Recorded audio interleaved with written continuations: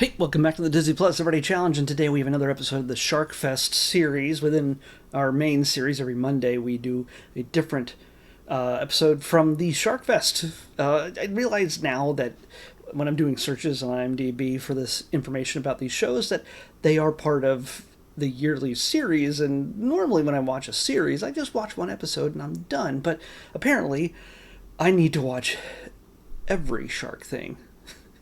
In the past, it used to show up like shark things because they were so plentiful. I would get 2 or 3 shark episodes a week, and it was getting a little tiresome to the point where I just said no more shark things. I banned them from the series. I blocked them all from being in my list. And then eventually I would just do a big compilation episode where I watched a few minutes of each different shark thing, learned something important, and then moved on to the next one. And my biggest episode, which was episode 1500, is like an hour and a half long. No, nobody's going to watch that. Nobody should watch that. That's if you want to find number 1500 in this list, and you can make it through the entire thing. I want you to tell me because I can't. I don't know how I made it through that entire thing. It was like 50 different shark things that I had not watched yet. And since then, I've done one a year, which had a few, like a dozen or so, a half dozen. This year, I think there's 8-ish, something around that. This is World's Biggest Mako, National Geographic. It's 44 minutes long. It's from 2026, and yeah, the title pretty much tells you what it is. It's about sharks. It's about the world's biggest, although these people who are going after it, what's his name? Keena Scully, Veronica Rotman, and Clinton Duffy. By the way, I am saying Mako. They say Mako.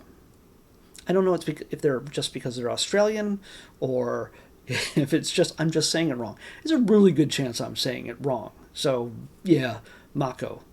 It's Mako shark. They're fast.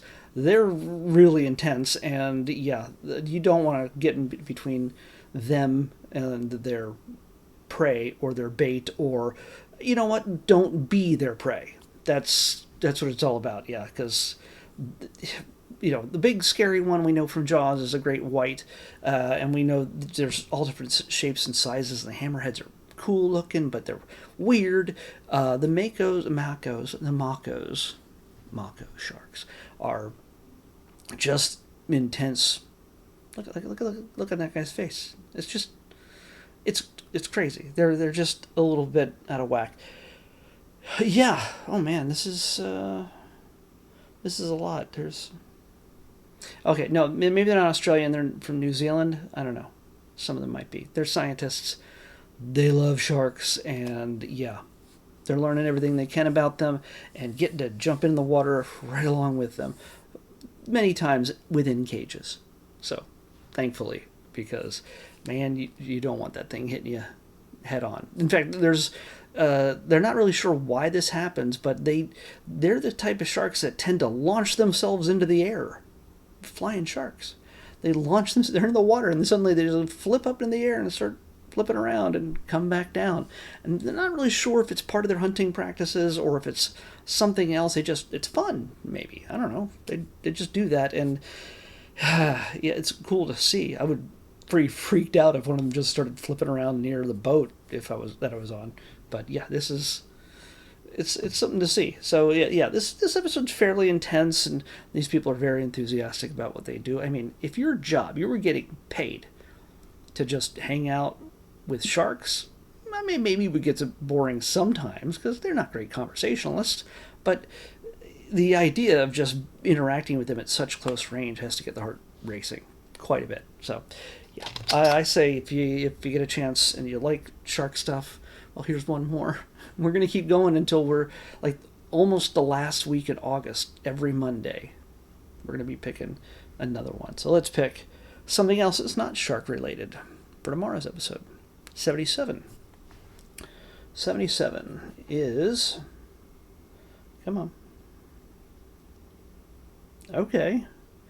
Again, we have so many in this. You see the different colors here? I have different categories. And the yellows are shorts, which you can see right here. Scripted series is orange. Movies are green. And it started out being documentaries and behind the scenes, and then it added in reality TV shows and concerts and whatever else. It's a catch-all kind of a documentary because it's not. I mean, a catch-all category because it's not meant to be scripted, even though much reality show is scripted. Reality TV is scripted. But this one is great because we just watched something about sharks, and now we're going to be watching something about a K-pop group or a J-pop group. I'm not sure. We're not.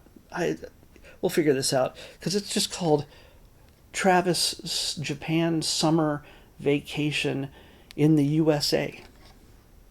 There is a Japan one where they're in Japan, funnily enough, but I don't know if I had this listed yet at the time, so we'll keep that for the next quarter after the end of September. So, yeah, probably our last quarter. We'll reach my 7th anniversary. Yeah, 7 complete years of doing this series every day. Yeah. Welcome to the jungle. So yeah, we're watching Travis Japan Summer Vacation in the USA. If there's a bunch of episodes, we'll just at least watch one. That's what we're watching next on the Disney Plus Everyday Challenge. I'll see you back here tomorrow with that.